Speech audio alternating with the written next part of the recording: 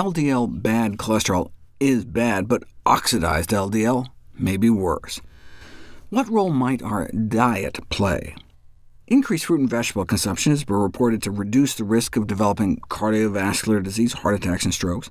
Well, maybe it's in part because of all the antioxidants in healthy plant foods preventing the oxidation of LDL cholesterol. And indeed, the LDL oxidation resistance was found to be greatest among those eating more plant-based. So that would be in addition to the decreased blood pressure and lower LDL overall, in terms of beneficial effects. But you don't know if it's cause and effect until you put it to the test. Put people on a whole food, plant-based diet for just 3 weeks, and rates and extent of LDL oxidation drop. The effects of kale on LDL oxidation was put to the test. Kale is a best-of-all-worlds food, low in calories, packed to the hilt with nutrition, vitamins, minerals, anti-inflammatory compounds, antioxidant phytonutrients, you name it. No surprise, then, given its high antioxidant capacity, kale showed a protective effect on the oxidation of LDL, even at low concentrations. But this was in vitro, in a test tube. Kale was also put to the test in mice, but what about people?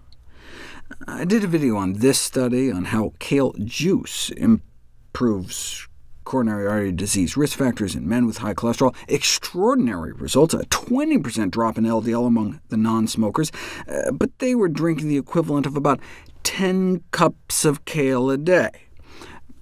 Still, the fact that they were able to see an improvement, even though nearly all the fiber was removed, because it was just juice, shows there does seem to be something special in the plant.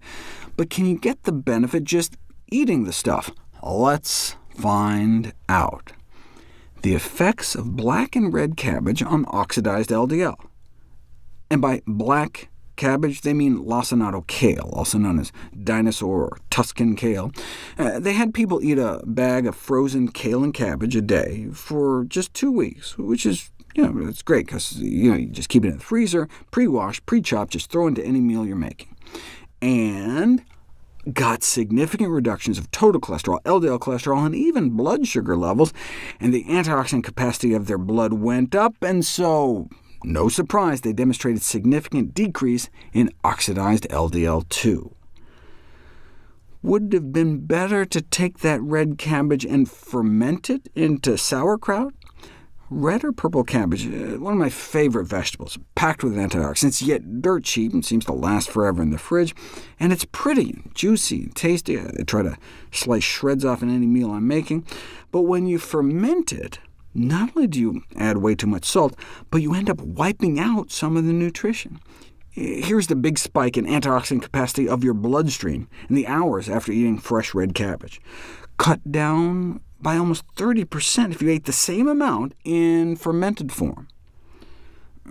Does cabbage have to be raw, though? No, some cooking techniques may improve the antioxidant activity in kale and red cabbage. The effects of the cooking process can be positive, since cooking softens the vegetable tissues, helping your body extract the active compounds. However, cooking can also be negative, because heat treatment can degrade some of the compounds.